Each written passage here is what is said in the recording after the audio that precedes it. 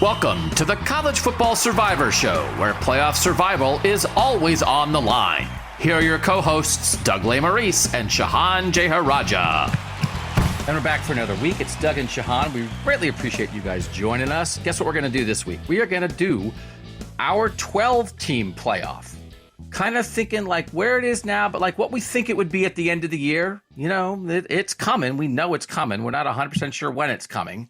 But the first college football playoff rankings will be released next week. I actually think on this show in a week, next Wednesday, we will spend a big chunk of it reacting to the committee's first rankings because, Shehan, those first rankings are the second most valuable. I mean, the only ones that matter are the last ones, but the first ones are the initial glimpse into how the committee is thinking about things. And then they apply those same sort of standards the rest of the year, but you'll get a sense of like what they think of the Bama loss at Tennessee, and you'll get a sense of what they think of the Oregon loss to Georgia, and how they, what they really think of Tennessee before the Georgia game. Can Tennessee? You'll get a real good sense from the committee. I always look forward to those first rankings because of that. No, I think they're very valuable because of that. It just gets you kind of in the mindset, kind of in the framework of how they view these teams. Because remember, we are viewing these teams in many cases through the lens of how they were ranked in the preseason and what wins they picked up over teams that might not be good anymore. So I think that's one of the cool things about the timing of how the committee does it, how they wait until after 9 weeks or so that they're able to kind of have a little bit of a snapshot. And so, no, I think that this first ranking is usually the most interesting, and there's going to be a lot of focus on the top. I think the middle and bottom is probably even more interesting. Because we know it might be a hootenanny for the fourth spot by the time we get to the end, and we're going to get a sense of, okay, does it feel like, the Big Ten could get into, the SEC could get into, is, the Big 12 champ in great position, man, they really respect Oklahoma State or whatever. So I do think that's going to be really important, and we will dig into that hard a week from now. But on this show, like we always do, and listen, by the way, we've always said, I like the AP poll, I like all that stuff. You have to have context early in the year, We're here for you up until the committee, like we're your committee of two. That's how we like to think of it. Shehan and I we still haven't met in person. So that's different. But if somebody would pay for us to fly to each other, we would get in a hotel banquet room and hang out, right? And be a committee of two. If we had a cover band, that committee of two would be the name of our band.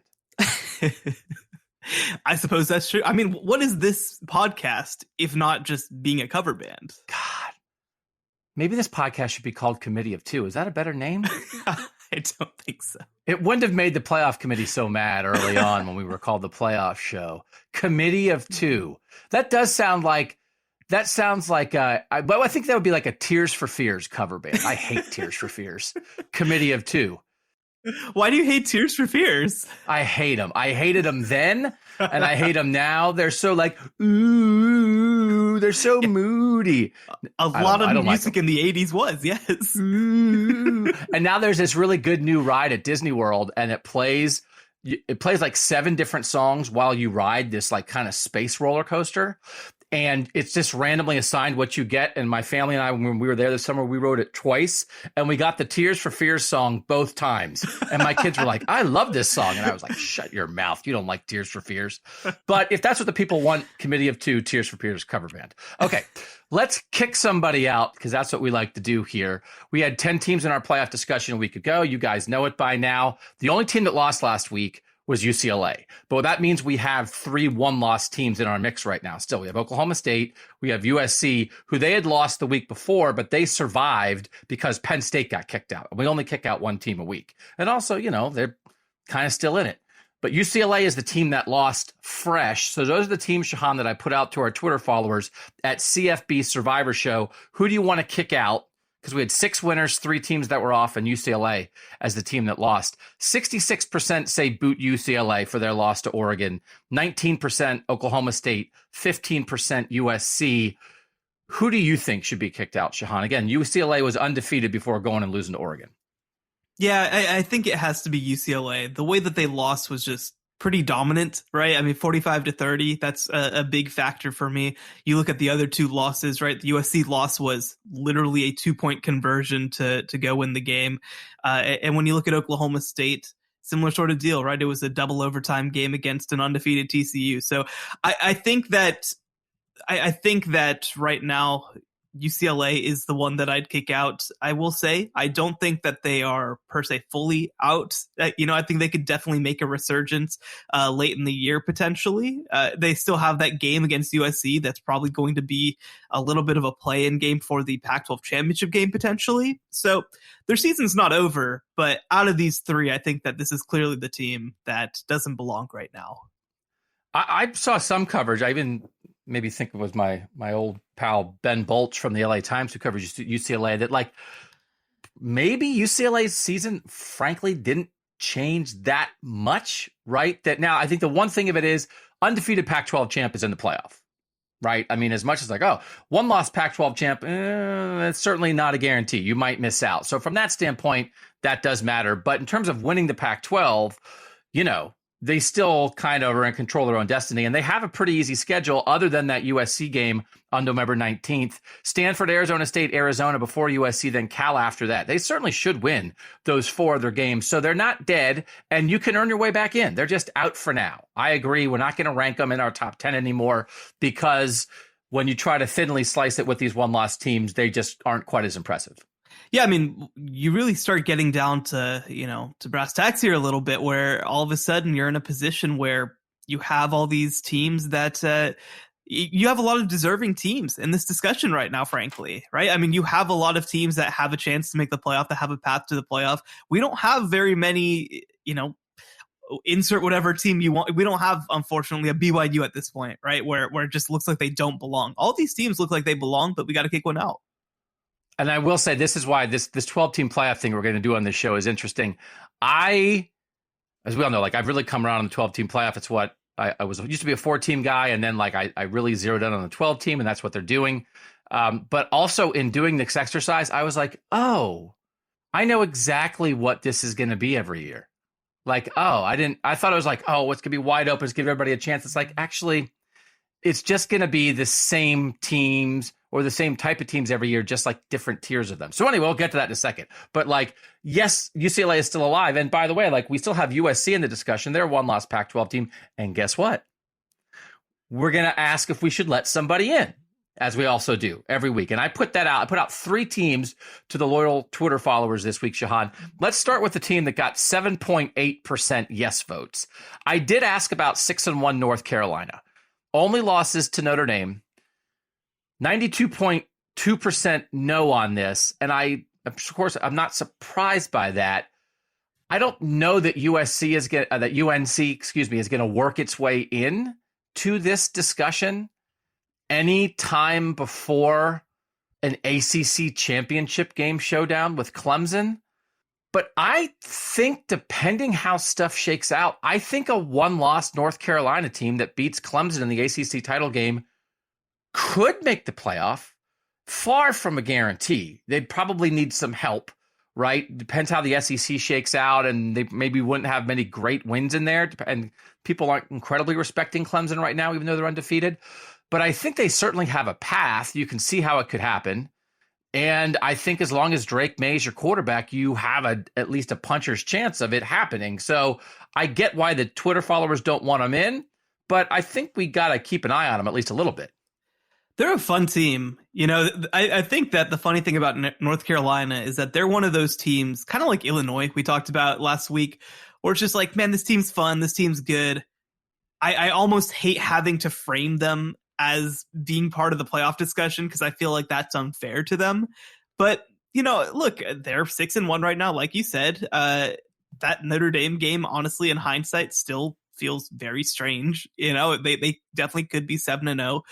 They're going to have a chance to get into the discussion. They go on the road and play Wake Forest on November 12th. That's going to be a huge game. If they win that game, I think we can seriously have a conversation about them, but I'm not there yet.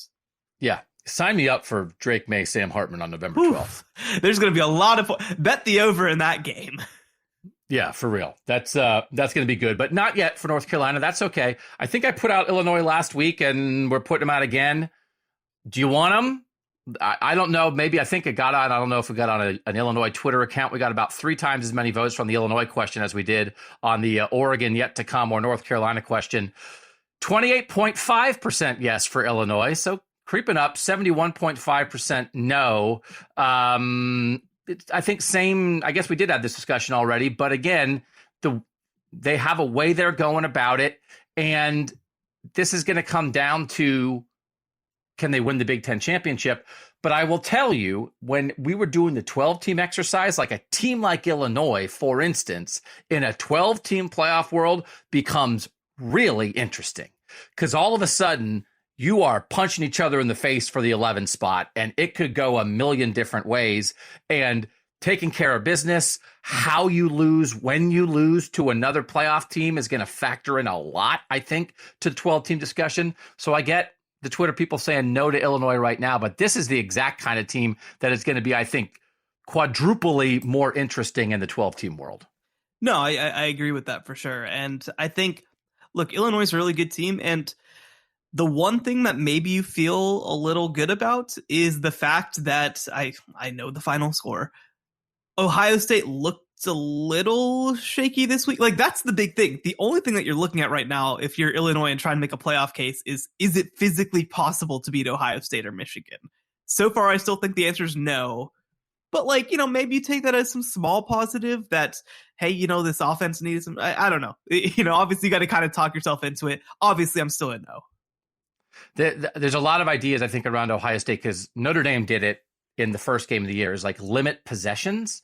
And Iowa did not limit possessions because Iowa gave Ohio State a bunch of short fields, and it was a weird game. And it's one of those things where the general vibe of like, I don't know what's up with Ohio State. And then they scored 54. It's like, okay, well, you kind of parse it a little bit, but like, can Illinois long drives limit Ohio State on the field? Illinois has a very highly ranked defense, as we've covered a million times. They're ranked first in a lot of different things statistically. That's what you have to try to do. Notre Dame did it kind of successfully in the opener. Iowa couldn't do it because their offense is so terrible, and Ohio State cracked them open in the third quarter. But Illinois might be able to do a version of that more successfully than Notre Dame did. And then, by the way, Illinois, Michigan, November 19th, the week before Ohio State, Michigan, Illinois has a real chance to factor into the playoff race, because how they play Michigan, what they do to Michigan, if Michigan and Illinois beat each other up at all before the Ohio State-Michigan game, we know how this goes. A lot of times in the SEC, Shehan, before the last rivalry weekend of the year, a lot of the SEC teams, that's when they play FCS schools. And like the Big Ten doesn't do that. And there have been times in the past, 2015, when Ohio State, as the defending national champ, lost to Michigan State. That was the week before the Michigan game, right? That you're kind of like, there's a little bit of look ahead stuff. There's a little bit of emotional stuff.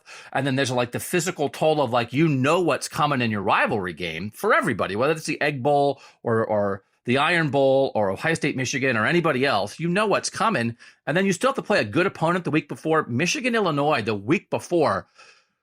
Illinois doesn't even have to beat Michigan to play a real role in that. So Illinois has a very interesting season ahead yet. Yeah. I do have to ask off this game.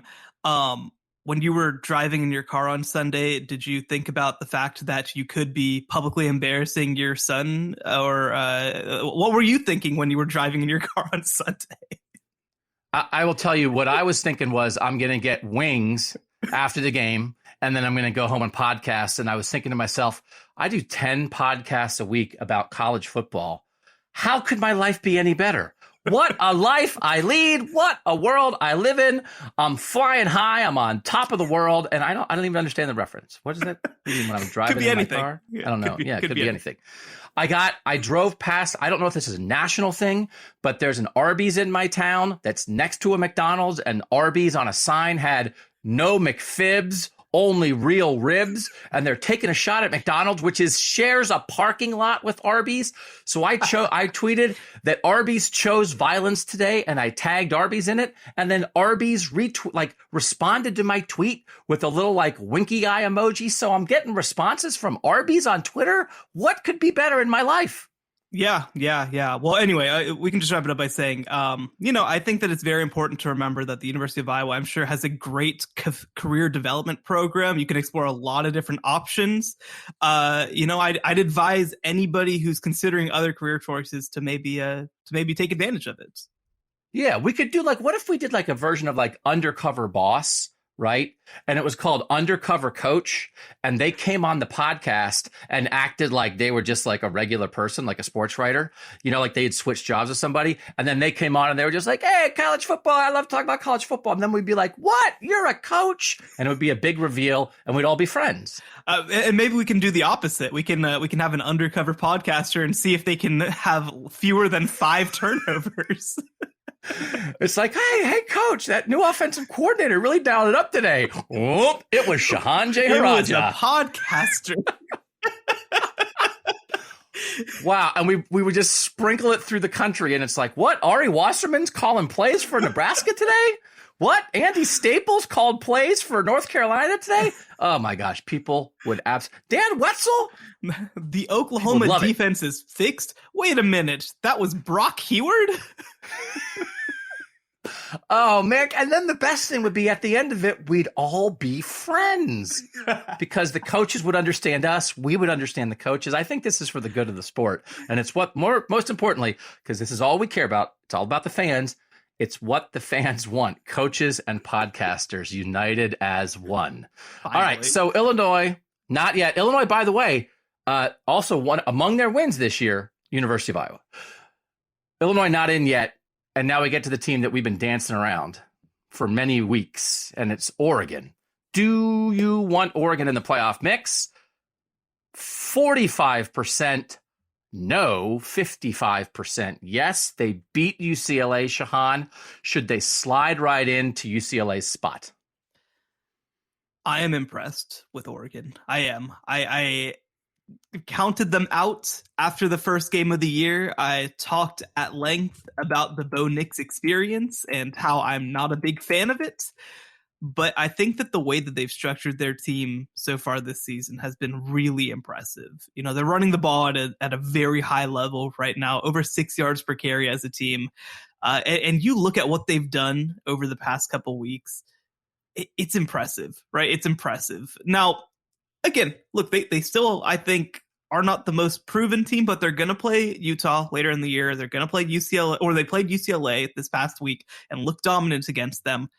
I think I'm willing at this point to believe that this is real, and Oregon might be the best team in the Pac-12. So I did a little Bo Nix math for you because Great. I know you love the experience. I took out the Georgia game at the start of the year, the 49-3 loss. No touchdowns, 2 picks, 56.8% completions. And then I took out the Eastern Washington game the next week, 5 touchdowns, 85% completions against an overmatched team. They score 70. So take out the worst game, take out the best game against a lower level competition. Take out the best game against the best competition. And it's the last 5 games, right? Last 5 games, 272 passing yards per game, 65 rushing yards per game, 9.4 yards per attempt, which is pretty good, 72% completions, 12 touchdowns, 1 interception.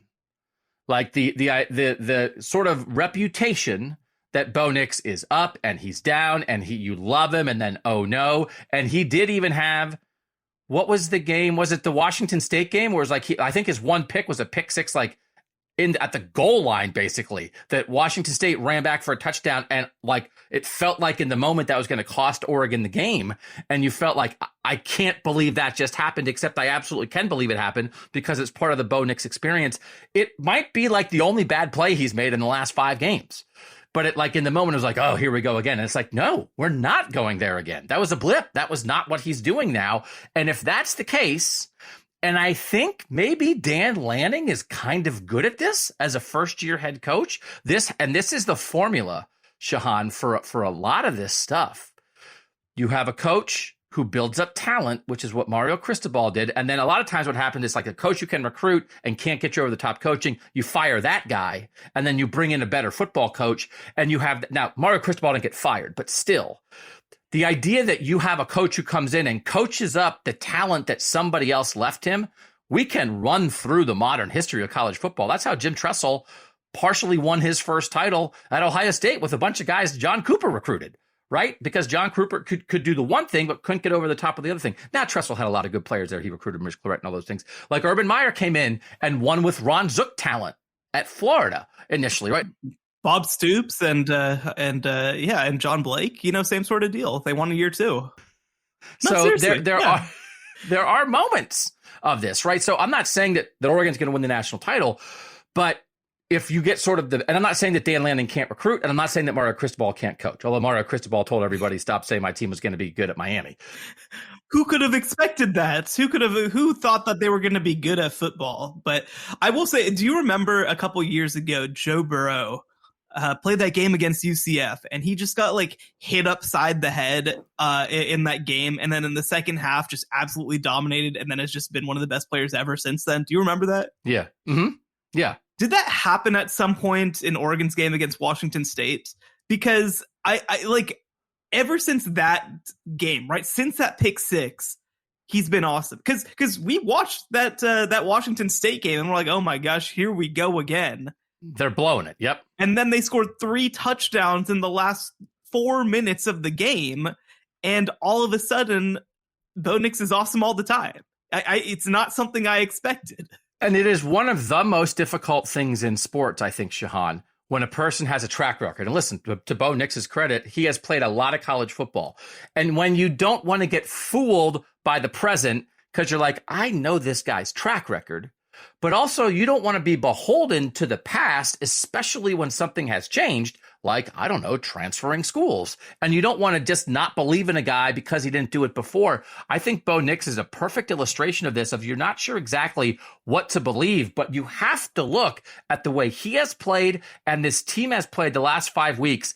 Cal, Colorado, Washington the next 3 weeks before the big Utah game. And then the end of the year, Oregon State, Oregon is going to be awesome because Oregon State's going to be competitive as heck in that game. But if they did not play Georgia, if they had played Montana State week 1 instead of Georgia, I think Oregon would be 3rd in the country right now. Like it'd be like Georgia, Ohio State, and then it'd be like, oh, probably like Oregon, like ahead of Clemson, maybe ahead of Tennessee, maybe like that's where they would be. And instead they've been having to fight back from this Georgia loss. But I do think both with us, and we're putting them in, we both agree here with the Twitter followers. But I think with us, and I think with the committee, we started this college football playoff with Ohio State and the albatross of that Virginia Tech loss in the first year of the playoff around their neck. I'm not sure that this Georgia loss will hang the same way on Oregon. Now, it's a much more dominating defeat. They got blown off the field. But I don't know if it's that we've come to accept like a bad game is more palatable, or is it just that we accept that, man, Georgia, what are you going to do? And that would happen to a lot of teams. But I don't think it's a killer for Oregon with the committee when we see them in a week. Yeah, I think if I'm a committee member, I'm considering the fact that Dan Lanning was coaching his first game as a head coach, and that this was just not a team that, I don't want to say was prepared, but you get punched in the face, right? And I think that you look at the way that they've responded, clearly in terms of pure quality, they are not 49-3 worse than Georgia. I don't think anybody would make that argument.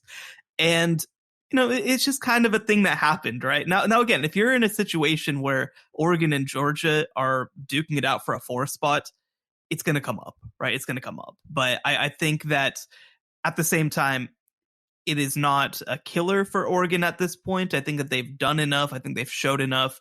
Again, I mean, I really do want to emphasize that they are very balanced offensively. One of the things, hell, maybe this is a story idea, is that, you look at these quarterbacks who have transferred, Adrian Martinez and Bo Nix kind of chief among them. These are these guys of chaos, right?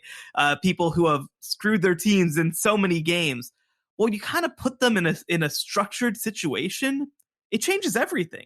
Right? It changes everything where all of a sudden, Bo Nix is only asked to go out and make plays that he can make. He's not asked to save the day. Adrian Martinez isn't asked to save the day. And you look when there is structure there, when you get out of dysfunctional systems at Nebraska and at Auburn, all of a sudden, it just works a little different. So they're in. They deserve to be in.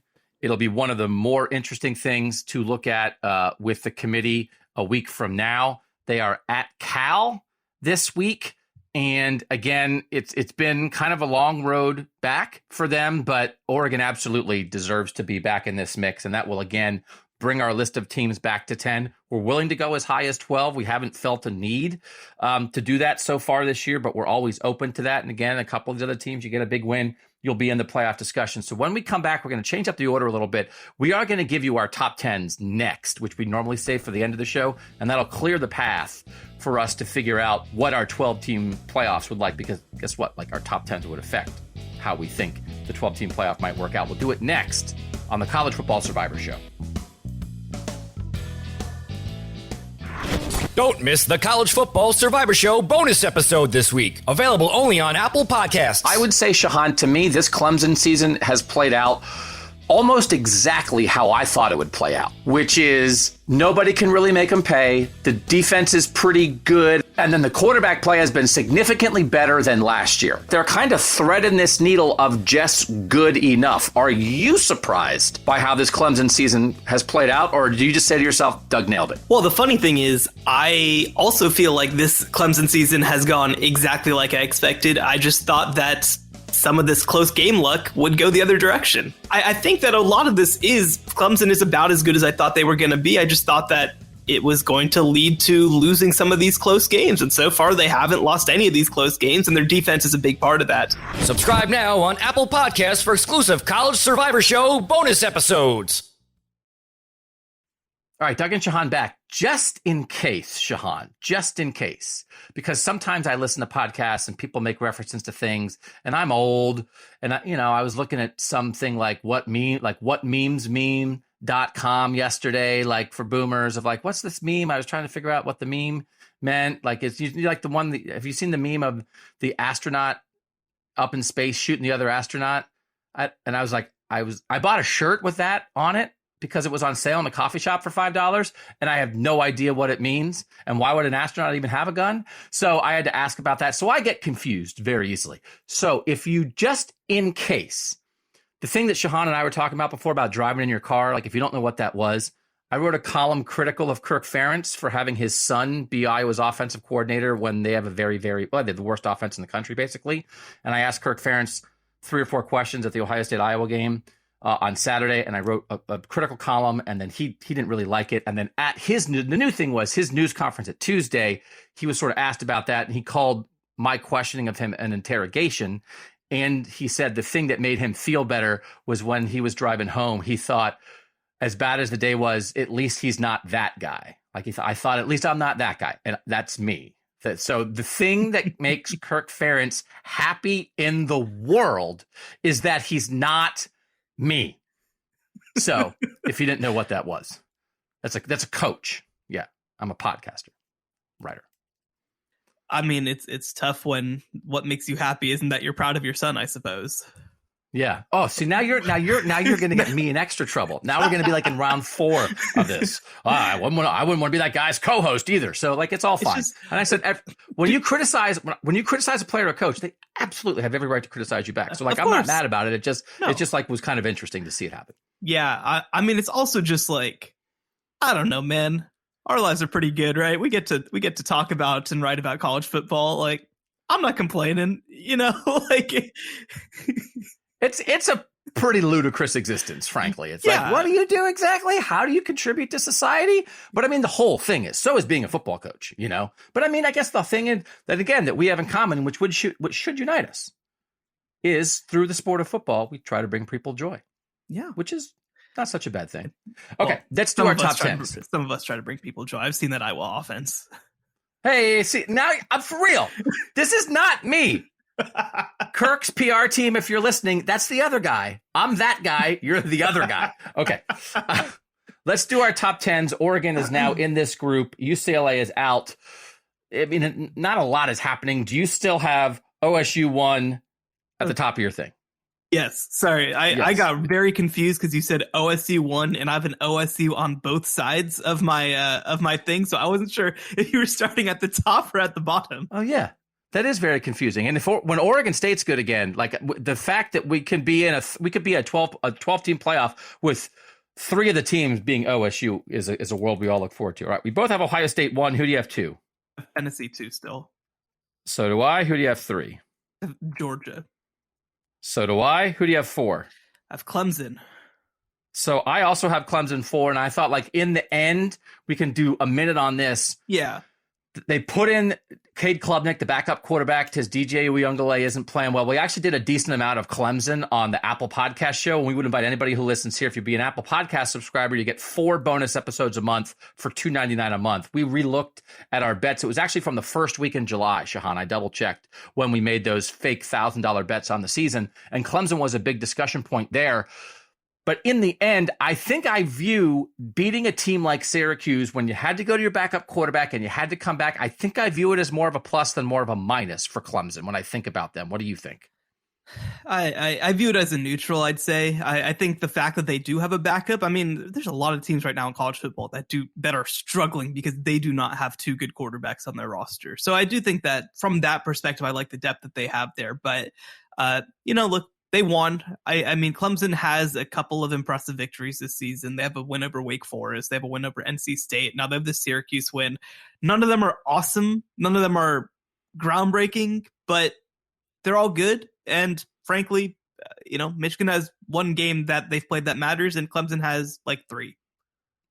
The conversation to be in the top 3, having to come back to beat Syracuse doesn't help you, but in the conversation of where are you 4, 5, 6, or 7, I think coming back to beat a pretty good, previously undefeated Syracuse team does help you. So we both have Clemson 4. Who do you have 5? I have Michigan 5. As do I. Who do you have 6? TCU 6. TCU 6. So this is where I went Bama. I had TCU a little bit lower. And I know you really try what people earn it. I mean, they've earned it. Right. Yeah. I mean, like, and I don't like, again, we don't have to talk about it every week, but if you're coming in, you haven't listened to it before, Shehan actually leads them. You lean more into with these rankings, what you've earned. I actually lean a little bit more into, I allow some of the hypothetical who would win head to head, which is what I never did that at all as an AP voter. When I AP voted, it was all what you earned, but you think TCU has earned 6 ahead of a team like Bama, for instance. Yeah, I mean, 4 top 25 wins in a row this season. They have a win over Kansas State, who I think is still very good. They're number 22 right now. They have a win over Oklahoma State, who's number 9. I value that Oklahoma State win a little more, too, because it was a game against a relatively healthy Oklahoma State team versus Kansas State kind of lost some guys. But I mean, you have, again, how many teams on this board have a top 10 win in general, right? Like it's only a handful of them. And TCU also has some other nice data points as well. Alabama, I get it. I mean, if we're going to have just the straight up discussion of who would be who, like, I think that you have to have a conversation then about Alabama over Clemson or Alabama over, and I don't want to do that. I don't want to delve into that level of hypothetical, right? So, with Alabama, you're kind of looking at, I don't even know what's your signature victory. What is not even signature victory? What is the game that you feel good about? Probably the Tennessee loss, right? The Tennessee that you loss hung with Tennessee on the road. Probably the most impressive thing they've done. I mean, that Mississippi State game was pretty good that they just played last week. Like, I think they're not a bad team. They're obviously a top 10 team.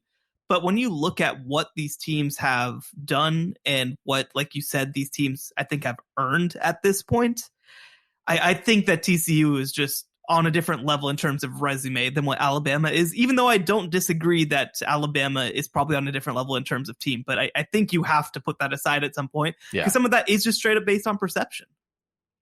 And I do think for Alabama to come off the Tennessee loss and then come out and just smother a Mississippi State team that had been chucking it around all season, because Bryce Young's going to be Bryce Young. But if you had questions about the Alabama defense, it was like, oh, okay, well, they practically shut that team out. They should have shut that team out. So I thought that was a very impressive bounce back. And again, there's the Bama standard against itself, and there's the Bama standard against everybody else. And they didn't put up 50 against Mississippi State, but they absolutely dominated them. And like, that's a good win.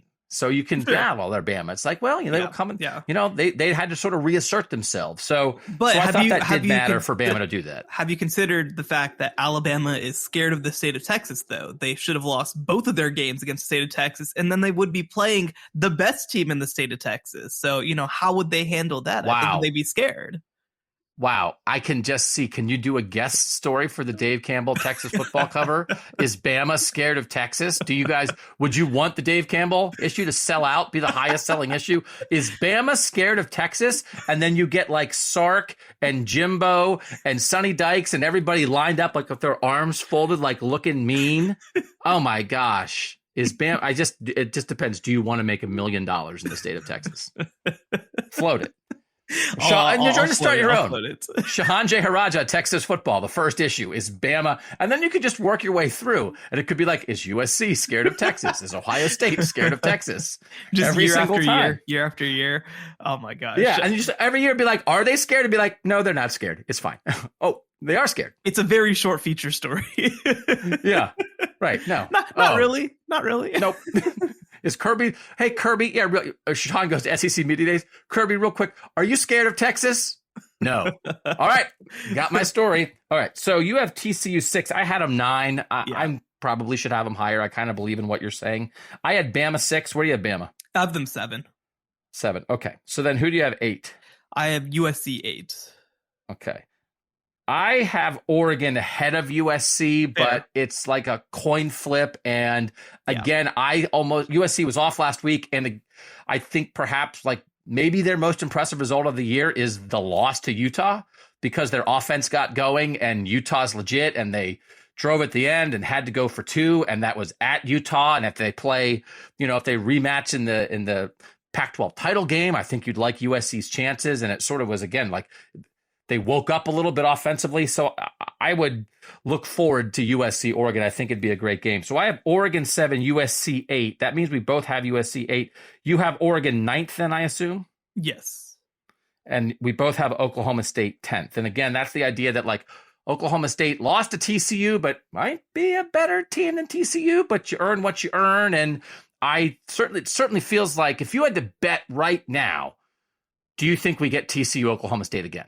Is that the Big 12 title game? I think Kansas State will have a real chance to get there as well. I think TCU Oklahoma State is probably the narrow favorite, but it's by no means a majority. It's probably a narrow plurality favorite. And actually, by the way, we will probably get that decided this week because Kansas State plays Oklahoma State this week.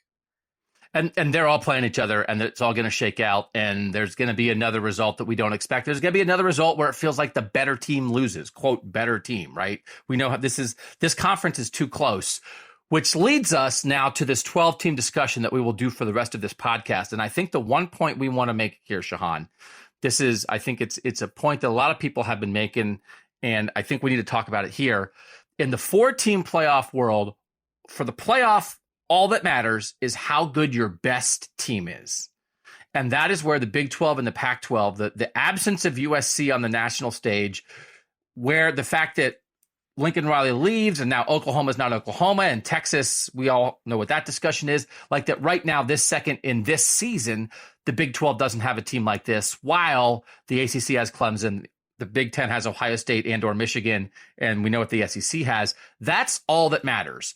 In the 12-team playoff world, depth is going to matter. And for instance, this is a perfect year for a 12-team playoff for the Pac-12 and the Big 12, but it has been for the instance, the Pac-12, it's been terrible for them in the 4-team playoff world. And it might have been terrible in the 12-team playoff world too, because they kind of were down all around, but they're back, but they just don't have a clear top team. Is that going to be better for college football, that conference depth will become an advantage instead of a disadvantage? And when we talk about everybody beating each other up, that almost will bring you respect when you're fighting for playoff spots 7 through 11.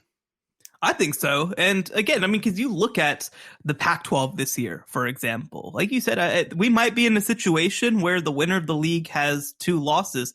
I don't think that makes them a bad team. It could make them better than Clemson. We just don't know at this point. And so I think that the idea that if you play in a tough conference and you're not, look, Alabama plays in a tough conference and they're Alabama, so they can kind of deal with it. Most teams just in all of college football, 128 teams can't deal with that. And I think that it's silly for us to almost expect that. So, if you win the Big 12 or the Pac-12 and you've played a really tough schedule and you've played a lot of very good teams, I feel like you should be rewarded by the sport more than you are right now. And that's one of the things that I like about the auto bids for conference champions. I think that winning your conference should be something that matters a lot. And so yeah, I think that it absolutely will benefit these teams in a much different way and benefit these conferences that cultivate depth instead of, in a lot of ways, trying to prop up their top two teams or whatever. I mean, if you like, who's deeper, the Pac-12, the Big 12, or the Big 10? I think the Big 10's third on that list. Right. But the Big 10 has the two best playoff candidates of those three conferences. But if you're trying to figure out like who the third best team is in the Big 10, I think you might have four teams that you'd take in the Big 12 before you take the third best Big 10 team. I think you might have the same thing in the Pac-12, but it's top heavy. So all we're talking a lot about Ohio State and Michigan. But in the 12-team playoff world, we're going to have the same conversations about the teams with better depth. Let's do this quickly before we get into our rankings.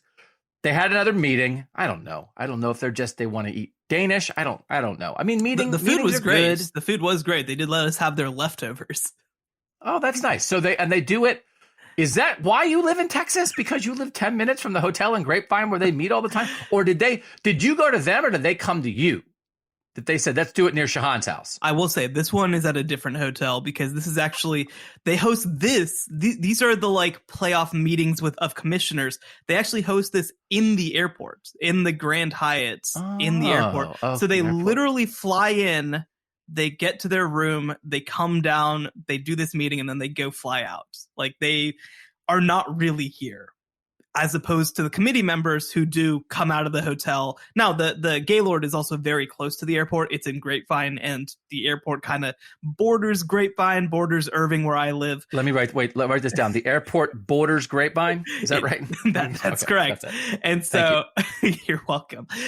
So I think that, so they host it in the airport. I've heard that that DFW and Atlanta's airports are notorious for those airport hotels being used for college football business because of this reason, because they're so central and you can just fly into them and never have to leave the airport, never have to be seen anywhere. So, so this event is in the actual airport itself at the Grand Hyatt. So you have to pay like airport parking rates to go cover that? Yep, I do. Yeah. Do you have to go through security to cover it? No. No. Okay, you don't take your shoes off to cover it. No. Okay. Keep the shoes on. So what did they say? Did they say anything? Did it matter? Does anything matter? So the overarching thing is they didn't say a whole lot. But the one thing that they kind of pointed to as their greatest struggle right now for expanding before 2024 is the calendar. And they've said that a couple times, but they kind of got a little more specific about it.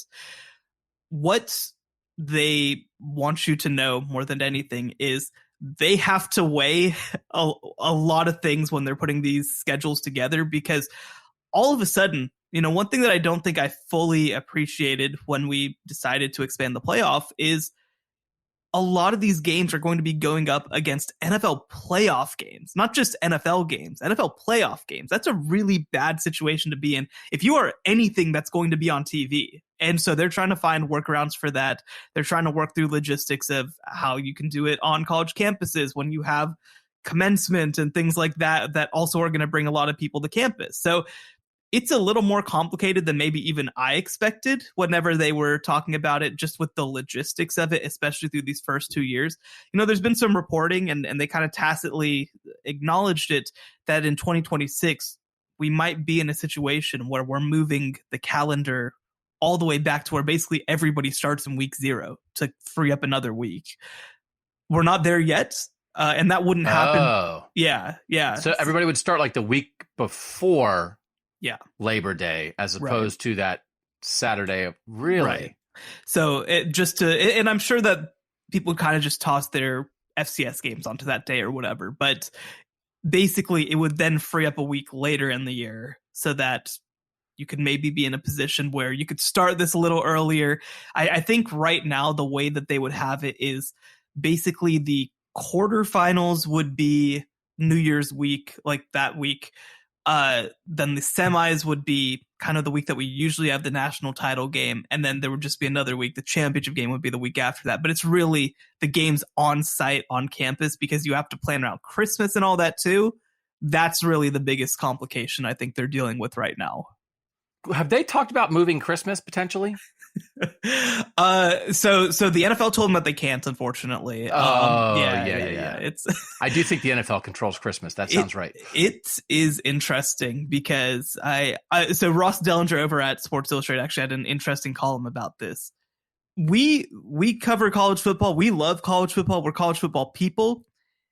It's also very funny how the NFL just dwarfs college football, right? Like it just completely it just hangs over everything. They're encroaching on Black Friday now, and people are clearly frustrated about that in the room. And look, they're not going to get out of college football's way by any means. And so it's going to be interesting how they decide to do it. We've asked questions about would they host games during the weekdays. They said that they've considered it, but nothing is certain at this point. So it's complicated. They're trying to figure out how to best fit into gaps around the NFL because they just know they can't compete. We're going to wind up where the entire college football playoff is going to be Maction. It's going to be like Wednesday night, Alabama, USC, squeezed in between the Thursday night NFL game and the Monday night NFL game. Please, NFL, don't do a Wednesday night game. Can we just play Bama USC and let people watch it? Okay. It's funny because the NFL has an antitrust exemption that requires them. I think the specific verbiage is they can't play a Friday game before a certain day before 3 p.m. local time. So, of course, they're starting their Black Friday game on 3 p.m. local time because they're we are literally going to get all the way up to where the government says we shouldn't exist. And we'll get as close as we can to cause issues for everybody else. It's interesting because, again, for right now, the NFL has a free minor league system, and it's going to be interesting if that kind of comes into conflict at any point. Oh, that would be good. If college football is we're gonna not let college football players play professional football anymore, and then no, that would be because Black Friday is fun, right? Nebraska or Big Ten played a Black Friday game, right? Isn't the Egg Bowl's on Black Friday usually, right? No, that's on Thanksgiving Day usually. Oh, it's on Thanksgiving. Sorry. Yeah. Also shopping. You also have to plan your games around shopping. So it's very complicated. Yes. Although there's a lot of online shopping now, which has probably freed it up. I might ask Bill Hancock about that. How much has the advent of online shopping freed up college football? Okay, so let's do our rankings. Yeah. So this is what we're trying to do. We're trying to figure out to let people, this is what it would feel like, right? What would be the cool matchups? Who would get in? And also in doing this exercise, is this going to be the playoff more years than not? One of the group of 5 conference champs has to get in because there are 6 guaranteed conference champ spots. So if it's Power 5, and the one, so there's 11 other spots. Is it just going to be this? The group of 5 champ, 2 from the ACC, 2 from the Big 10, 2 from the Big 12, 2 from the Pac-12, 3 from the SEC. And that's it. And it's the exciting thing. It's all we're doing is taking kind of all the conference championship game losers. Or if the division, the second best team actually didn't make the conference title game because they lost in the regular season or whatever, you're taking that second team from the conference, and then the SEC is the best conference, they get 3. And then I was oh, that's not as exciting as I thought it was because it wasn't as dramatic. Well, I think that there's definitely a case that might be what we have, but I think that we also need to look at the fact that those teams aren't stagnant, right? Maybe Ohio State and Michigan just kind of move and end up in a different place. By the way, one of the 2 teams from the Pac-12 that would get in is a future Big Ten team. So maybe, so not great. Yeah, but I think at the same time, look, I'll say right now on my board, there are 2 teams that are in our playoff mix. When you look at the 12 teams from the Big and the 2 from the Big 12. they're TCU and Oklahoma State. These are not teams that would have been in the playoff in previous years. Last year, Baylor would have been in the playoff. In previous years, Iowa State would have been pretty close. They won, they won the Fiesta Bowl a couple years ago. So it's going to rotate. Same with the SEC. Tennessee would not have been in this conversation for a long time. Now, Alabama and Georgia might be there every single year until Nick Saban causes the heat death of the universe. But I think that, that third team's going to rotate. And really, I think that's the draw for everybody else in the SEC is, can we be that third team that can't actually compete with Alabama and Georgia most years, but maybe we still have a chance when we get to a playoff. So, that was the draw for Oklahoma and Texas joining the league. They felt like this was open to them. At least we don't have to get past Alabama. So it sounds a little bland, but at the same time, every year is going to be different. And there's going to be, I think there are going to be years where there are multiple group of 5 teams that have consideration as well.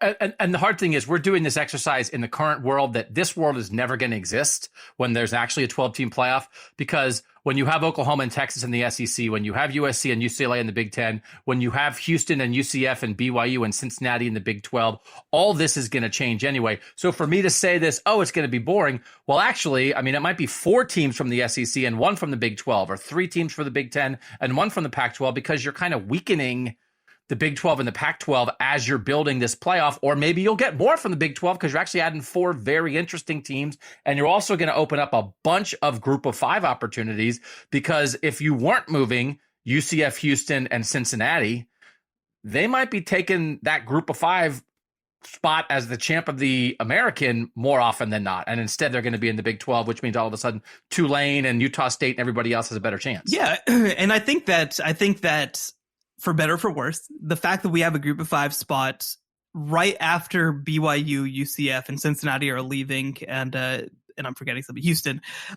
I think that that's actually great, like you said, for the group of 5, because this a couple years ago would have been an AAC team every single year. Every single year. Whoever wins the AAC is going to be that 12th team.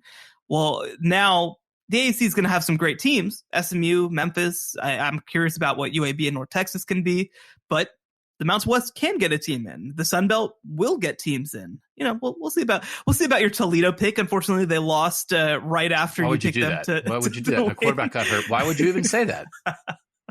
And then, God bless Conference USA. That's what I'll say about that. But Coastal Carolina, can Coastal Carolina make the playoff in the next 10 years? Yeah, sure. If oh my gosh, I'm blanking on if Jamie Chadwell stays there, sure, why not? It's going to be interesting. App State's going to have a chance. Boise's going to have a great path. I talked about when we expanded this 12-team to this 12-team playoff. I think that being the head coach at SMU right now is going to be fun as hell. I think that has a chance to be something that really, really hits if things continue to go well. So that's fun. I don't think that there's going to be just 1 or 2 teams that dominate this discussion, that dominate that one spot. And that's the biggest thing, right? Most years, it probably will be something like 3 from the SEC, 2 from every other conference, and the group of 5 champ. But those teams are going to rotate a lot. So also, it's going to be really good is for us, because we kind of started this podcast like, hey, they're going to do a 12-team playoff. Let's start a playoff podcast. And then it was like, oh, wait, they're not. They're going to stay at 4 teams for like 5 more years. We don't even know if Doug's going to be in the business or be around in 5 years. And now it's like, you might be the head coach at Iowa.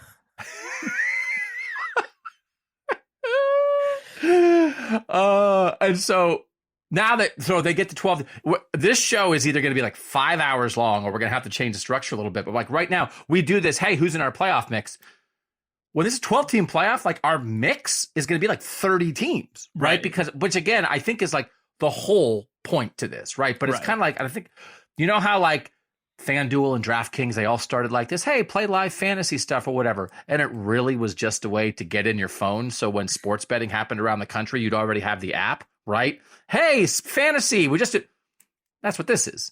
We're like, hey, let's talk about a 14 playoff, but we really want to get you guys in here now. And then when the 12-team playoff starts, we're with you every minute. Right? You can't get rid of Shehan and Doug. They talk about the playoff year round. Let's do our rankings. Who are your 4 conference champs? Because as a reminder to people, and I will say, for instance, your instinct is like, oh, who might be the fourth team this year? What if it's one loss Tennessee? What if it's Michigan? What a battle. And then you go, oh, well, you know what? In the 12-team playoff world, they'll just be the 4 and 5 seed and they'll wind up playing each other. And it's like, no, they won't.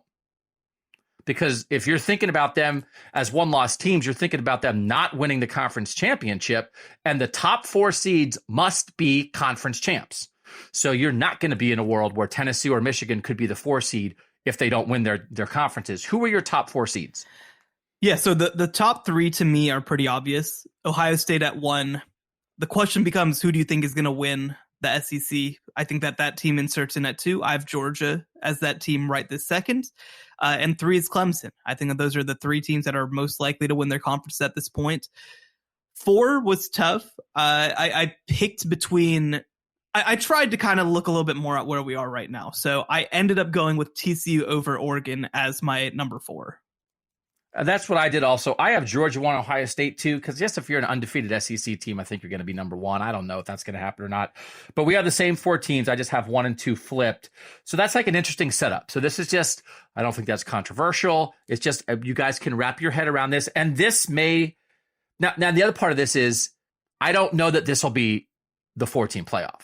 Because again, this must be conference champs, and that is not what the 4-team playoff is currently. So it's not the same discussion. So people understand that. All right. Who do you have 5 and 6 now in this world? At number 5, I have Tennessee. And at number 6, I have Michigan. My argument for that is that I think that Tennessee in this hypothetical loses to Georgia, but Georgia is, again, one of the top 2 seeds. And Michigan, I just don't think has very many quality wins, especially not to the level of having an Alabama type win if they both finish 11 and 1. That's also what I have. So who do you have 7 and 8? I have Oregon at 7 and I have Alabama at 8. Okay. I have USC 7 as my Pac-12 champ. Coin flip. I don't even know if I actually think it, but I also have Bama 8. And I struggled with Bama. And let's just run through our rankings first. But like, this is where the foot hits the pavement of like 8 seed Bama. And we have to remember, in this scenario, we're assuming that Alabama's losing to Georgia in the conference championship game. But like, this is the world. It's like, yes, right. They lose to Tennessee. They still, as a 1-loss team, make the SEC championship game. They lose to Georgia. They still make the playoff. And the reward, we'll get to the reward in a second. Who do you have 9 and 10? I have USC 9 and I have Oklahoma State 10. We think too much alike. I don't know. Is it boring? Who knew? Who knew? It's like, hey, he's from Texas. He's from Ohio. He's in his 20s. He's practically 50. He's gregarious and friendly. He wants to have a coach beat him up. Like, we couldn't be more different. And somehow over the course of this podcast, we wind up thinking the exact same way. I also have Oklahoma State 10 and I have USC 9. So the only difference we have here is that we have Oregon and USC flipped as the 7 and 9 seeds. Everything else is the same so far. Who do you have 11 and 12? At 11, I have Wake Forest. I also have Wake Forest. Are we just representative? This is what every single person who follows college football has right now is a 12-team playoff? I think we're just correct. We found the right answer, and we both are thinking correctly. Because I assume at number 12... We're different here. Oh, okay. We're different here, yeah. Who do you got? I got Cincinnati. I also have Cincinnati. There's no other team right now. I thought you'd go Tulane. I thought maybe you'd go Tulane. Okay, I mean, that would be fun. That would be fun. But we're going American champ there. We're going American champ. Yeah. Right. This year. This is not the case every year, but this year, the 2 best teams in the group of 5 are in the American. And so, again, this won't ever happen because Cincinnati will never be in this spot. They're going to be a Big 12 member. So the bottom line is, as it stands right now, the 12-team playoff is scheduled to start in 2026. That means we still have the 4-team world for 3 more full seasons, 2023, 24, and 25. It could start as early as 2024. We're definitely going to have a 4-team playoff next year, but we might have a 12-team in 2024. And if they can't get it for 2024, but they're really jacked up, maybe they'll try for 2025, which would be the last year of the TV deal. But I think ESPN, as the current owner of the playoff, and if they have to maneuver some stuff around, I think anybody would take whatever, whenever they can get it, because it's going to be a boatload of money, extra money. By 26, it's going to be, okay, well, this is what we thought. Anything before then is extra TV money for the networks and for everybody involved. So this is now our thing. So now the most fun part of this is matchups. So we basically have the same matchups here. So we are talking about number 5 Tennessee hosting number 12 Cincinnati. We are talking about number 6 Michigan hosting number 11 Wake Forest. We are talking about number 7 either Oregon or USC hosting number 10 Oklahoma State. And then we are talking about number 8 Alabama hosting either number 9 USC or Oregon. These are the campus matchups. We wind up, think about this, the way we have this. Let's just say it's USC as the 7 seed. It doesn't matter. It could be Oregon. Tennessee, huge stadium. Tennessee. Michigan, huge stadium. Big house, Michigan. USC, Bama. As your 4 campus sites for this, what do you think of these first round matchups? The idea of like Wake Forest, Michigan. What a like goofy matchup, but how fun. And then Oklahoma State, whether it's USC or Oregon for Oklahoma State. And then Bama, whether it's USC or Oregon. Bama, USC in a first round game, or Bama, Oregon. What do you think of these 4 campus matchups? I mean, they'd be awesome, right? They'd be really, really awesome. And the thing I love so much about them, I will say, I wish that we got last year's Cincinnati to play against Tennessee. I think that would be a lot more fun than this year's because I don't think they can score very well. But at the same time, like, I think that the thing I love so much about these matchups is that it's such a contrast in styles. Michigan hasn't played a single team this season that can throw a forward pass, and then they're going to get Wake Forest in the playoff? That would be insane. Absolutely crazy. Sam Hartman versus this Michigan defense would be ridiculous. And then, similar sort of deal, right? You're going Alabama versus USC. It's going to be a really dynamic team versus a really dynamic team. It's going to be a battle of quarterbacks. I mean, Caleb Williams versus Bryce Young, just in terms of personality, would be incredible. And again, obviously we have this sort of flipped, even if it's against Oregon. Oh my gosh. Do you know what that would be? Bo Nix going to play Alabama as the quarterback of Oregon after spending his whole life at Auburn. I mean, like, for real. And he would absolutely beat Alabama as the quarterback at Oregon just to rub it in the face of Auburn people. It would be, oh my gosh. But, but then, you get either Oregon or USC playing against Oklahoma State. That would be a really fun game. Veteran quarterbacks. Oh my gosh, we'd get Caleb Williams versus Spencer Sanders in your matchup. A rematch of Bedlam. Oh my gosh. I mean, for this real. Is crazy. Like all this stuff, the little intricacies of these matchups. But if you tell TV people that you could have a first round game that's Lincoln Riley versus Nick Saban right now, they might start the 12-team playoff this year. They might have the next meeting for the committee might be like, you know what? We're just going to do it now. Like, this is what they're dying for. But this is the hard thing about this. Yeah. Bama as the 8 seed. Yeah. This is a little bit like the NCAA tournament, where the NCAA tournament is sort of designed to make sure like the mid-majors really get a chance, and you wind up with, hey, let's make sure we get in the 9th team from the Big Ten. And it's like, well, is that the point of anything?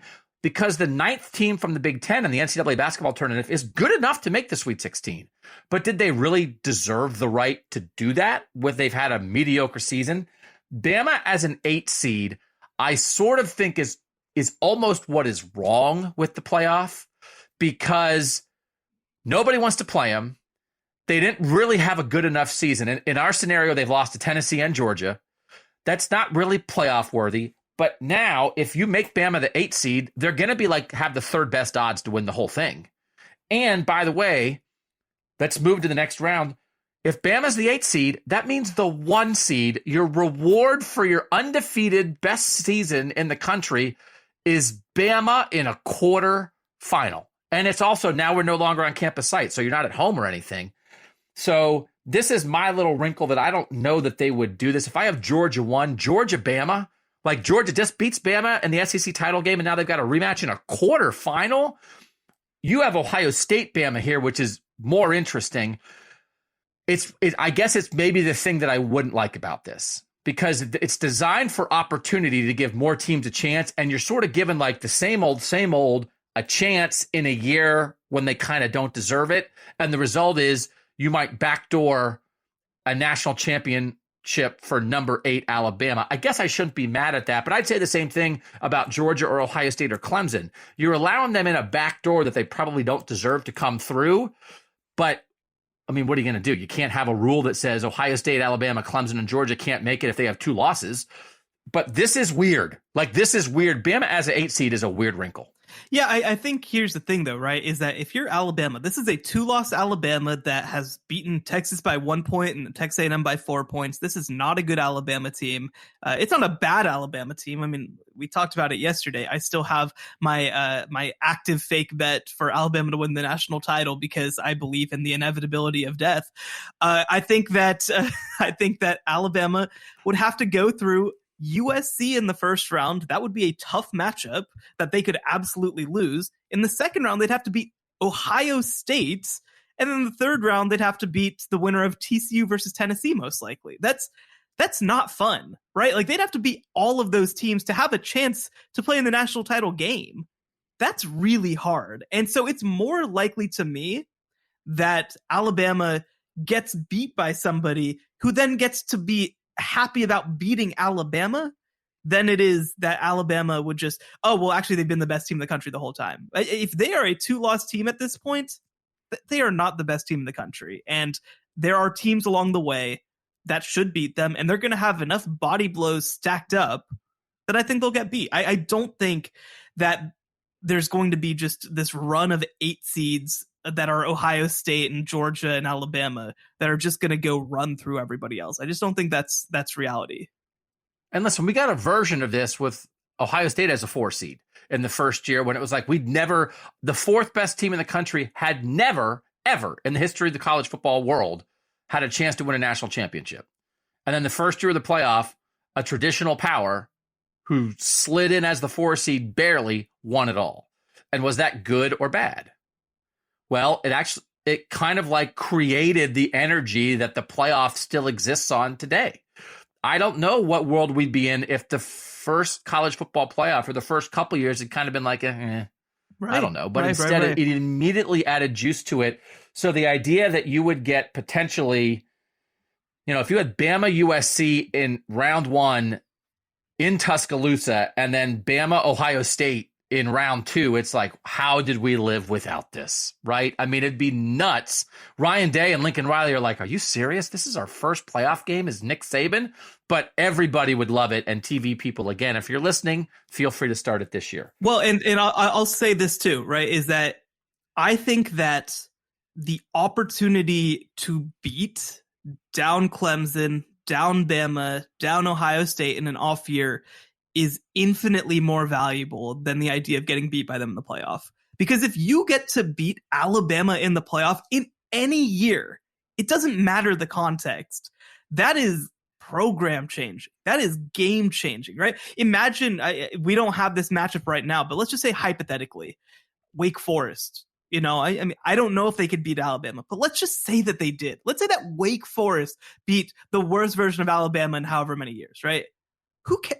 That is a game that they will talk about for 100 years just for the chance to play and beat Alabama in the playoff, even though it's not the best version of Alabama. So from that perspective, I just think that it ends up being a net positive. And if Alabama goes and beats USC, Ohio State, Tennessee, and Georgia in consecutive games, give them the trophy, man. Like that is crazy stuff. That is crazy stuff to make a run from an 8 seed to the national championship.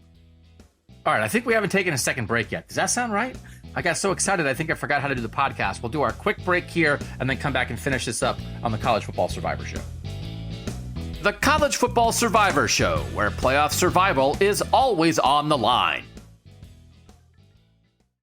All right, we're back. We'll wrap it up with this. Again, it's fun to think about, right? And you guys can all do this. Shehan and I did it in 10 minutes. You can make your own bracket. So my bracket, for instance, would be it's Georgia 1 versus Bama, probably. For Shehan, it'll be Ohio State versus Bama in a quarterfinal. Either is great.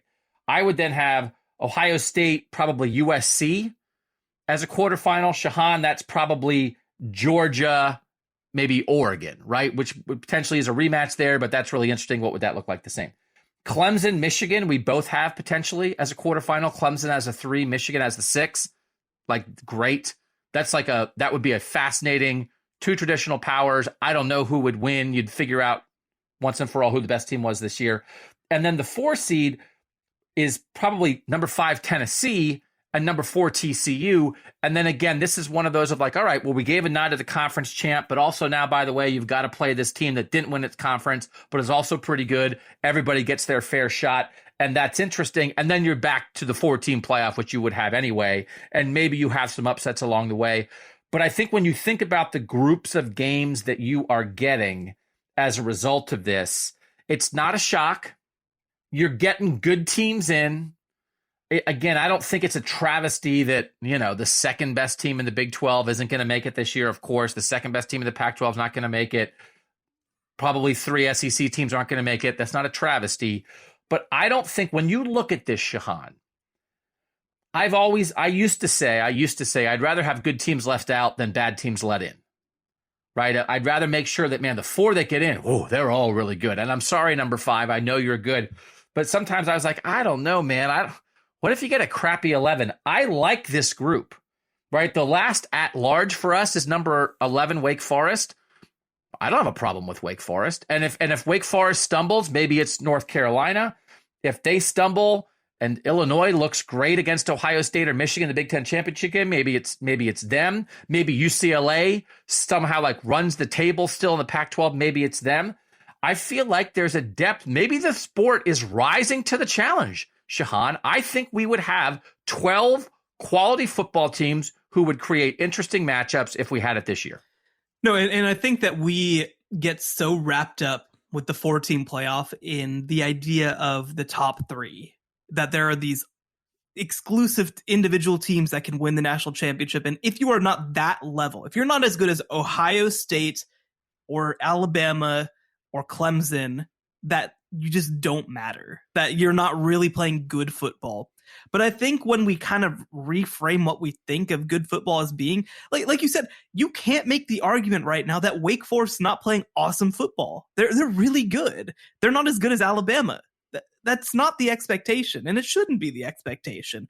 But once you kind of reframe it as, here are teams that are playing at a really high level, that play quality football, that will bring good matchups, that are, that will provide quality wins for other teams in this playoff as well. There are absolutely more than 12 teams that have the opportunity to do that in college football. And we get to see some of them in the New Year's Six, right? I think that's what makes some of those matchups kind of fun in the system that we have now. But look, I think that one of the things that we're going to ask ourselves is, do any of these teams on this list have a chance of competing with Ohio State? I think that they do. I think that if you catch Oregon on the right day, they could compete with Ohio State. We saw that last year. USC on the right day, could they compete with Georgia? Maybe, right? So I think that we are in a position where we're not just going to see bad football all the time, right? Like we focus so much on that top 1 or 2 or 3 that sometimes I think that we dismiss what's happening between teams 5 and 30, basically. There's a lot of quality football being played, and I think that this will display it in a different kind of way. But I do think in the playoff era so far, other than Oklahoma and Clemson, there have been so few teams in the ACC, Big 12, and Pac-12 that even deserve the conversation, that I think the fear of okay, I kind of feel bad for the Pac-12 that they've been non-existent in the playoff era, but I don't know. Do I want to watch them in a playoff? But they've risen to the occasion. So the worm has turned a little bit here. And so we started off this conversation by talking about the depth of those conferences. That wasn't really there before. So if this is the world, I think maybe we thought if you create the 12-team world, you spread out the opportunity, you create more ways for achievement, you spread out where the recruits go because you think I can make the playoff at a lot of different places. But it feels like that has happened ahead of the 12-team playoff, that Oklahoma State and TCU and Kansas State and Texas may be getting there, and Oklahoma will get it back. They're all healthy. And UCLA and USC and Oregon and Utah and Oregon State, they're all healthy, right? And when you have healthy, thriving programs, it's like, come on in, brother. The doors are wide open. Let's take 2 of you because you earned it. And that is not what those 3 conferences, and also to the Big Ten to a great extent outside of Ohio State. It has not been what those conferences have been about in the playoff era. So credit to them for creating a world when we make a 12-team playoff right now, it's cool and fun. Yeah, and by the way, I think a huge part of this, for all the negative press that it gets, I think a huge part of this is the transfer portal. It is something that I think it less even builds other teams, right? Like, I don't think you look at most of these teams that are in our discussion and say they were built through the transfer portal.